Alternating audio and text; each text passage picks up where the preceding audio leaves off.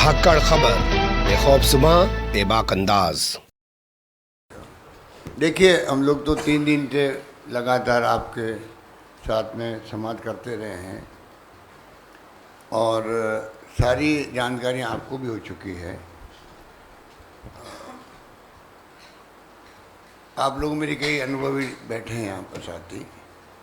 Media की भूमिका बहुत बड़ी होती है, चौथा स्तंभ कहलाता है। तो आप देख लीजिए कि जो कुछ भी देश में हो रहा है, ऐसा मुझे भी 40-42 साल में पार्लियामेंट में आया हूँ, 80 से, तब से हूँ 42 साल से। तो केंद्रीय मंत्री भी रह लिए, पीसीसी प्रेसिडेंट रह लिए, AICC में रह लिए, मुख्यमंत्री तीसरी बार बन गए। मेरा मानना है कि जो कांग्रेस के शासन में लगभग 70 साल तक जो देश का स्वर्णिम इतिहास बना, आधुनिक भारत जो दिख रहा है, आज़ादी के वक्त क्या था, आज क्या है, आपको मालूम है। पर ये 8 साल का काला अध्याय है इतिहास में। इस 8 साल के इतिहास लिखा जाएगा तो काला अध्याय के रूप में लिखा जाएगा। काला अध्याय इसलिए कि संविधान की धज्जियाँ उड़ रही हैं, लोकतंत्र खतरे में है, पूरे देशवासी बहुत दुखी हैं, तनाव में हैं। आप विश्वास कीजिए, गली गली में तनाव है देश के अंदर, लोग समझ नहीं पा रहे हैं। सोशल मीडिया में देखते हैं, छोटे छोटे गाँवों के अंदर भी 200, 400, 500 लोग तो आराम से आक्रोशित होकर नारे लगा रहे, चाहे वो हिंदू हो चाहे मुस्लिम हो।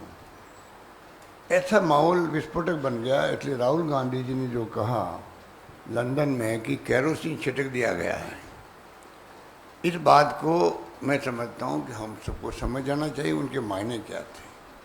और वही हो रहा है, वही हो रहा। अभी दंगे बढ़ के आपने देखा, रामनवमी पे 7 राज्यों में दंगे भड़क गए। एक ही ट्रेंड है सब जगह।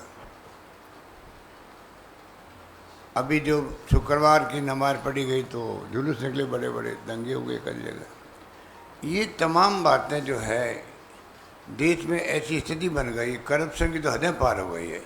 ये RSS और बीजेपी के नेता लोग ईमानदार भी हैं उनके अंदर, इसमें कोई दो राय नहीं, पर बाकी लोग लूट रहे हैं देश को। करप्शन 10 गुना बढ़ गया, ज़्यादा बढ़ गया है। इन बातों पे कोई ध्यान दे नहीं रहा है। इन सब बातों से ध्यान हटाने के लिए टारगेट किसको बनाएंगे? आज देश का तमाम विपक्षी पार्टी मान गई, देशवासी मान गए। एकमात्र राहुल गांधी है जो मोदी जी और उनकी सरकार का मुकाबला कर रहा है। अब तो जितने आप लोग लिख रहे हैं आर्टिकल, उसमें आने लग गया है एक व्यक्ति का नाम राहुल गांधी, जो लगातार मुकाबला कर रहा है, और उन्हीं को मोदी जी, अमित शाह जी टारगेट बनाए हुए हैं। कोई कारण नहीं था कि आपने इस प्रकार से उनको नोटिस दिए, जबकि क्लियर कट मामला है।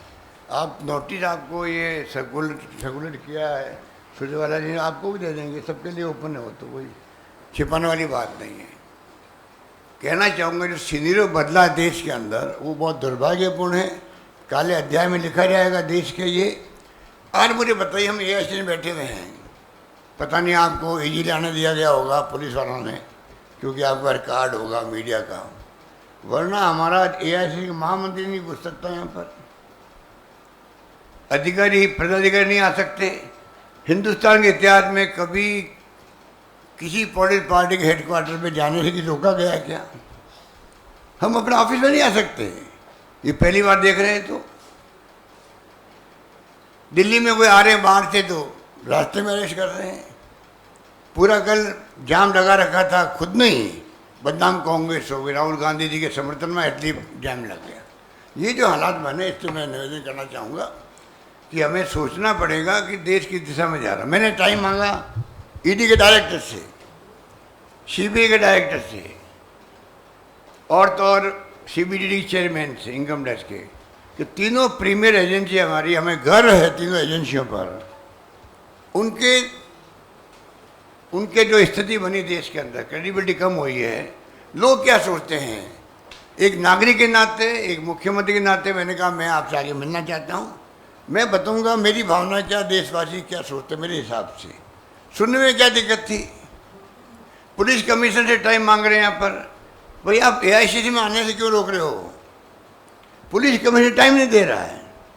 मुझे आश्चर्य हो रहा है, कांग्रेस शासन के अंदर हमेशा जब कभी बीजेपी वाले कोई पार्टी वाले टाइम मांगते थे, बिना कांग्रेस को पूछे हुए टाइम मिलता था। कलेक्टर हो, एसपी हो, डीजी हो या कोई भी हो, क्योंकि फैसला करना उसके हाथ में है। खाली सुनने तो है आपको खाली सुनना है।